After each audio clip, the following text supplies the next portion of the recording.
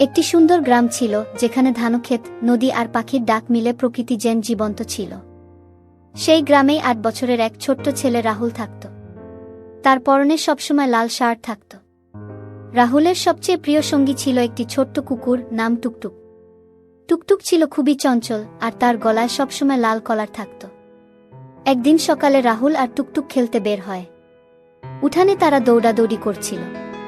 রাহুল তার হাতে একটা কাঠি নিয়ে টুকটুকের দিকে ছুড়ে দিত আর টুকটুক সেটা ধরে নিয়ে আসত।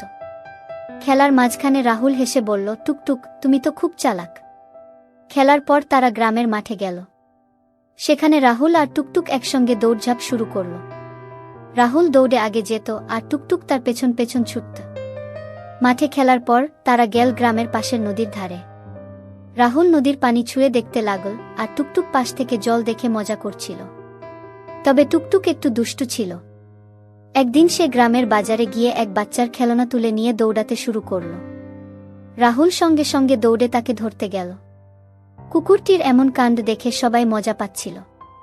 রাহুল শেষে তাকে ধরে বলল, টুকটুক, তুমি তো দুষ্টুর দুষ্টু। দিন শেষে সূর্য ডুবে গেলে রাহুল আর টুকটুক বাড়ি ফিরল। রাহুল টুকটুককে কোলে নিয়ে হাঁটছিল আর চারপাশে সোনালি আলোতে মাঠ আর গাছপালা ঝলমল করছিল। রাতে খাওয়া দাওয়া শেষে রাহুল ঘরে বসে টুকটুককে কোলে নিয়ে গল্প শুনছিল। মাটির প্রদীপের আলো আর জানালা দিয়ে আসা পূর্ণিমার আলোর মধ্যে তাদের বন্ধুত্ব যেন আরও মধুর হয়ে উঠেছিল।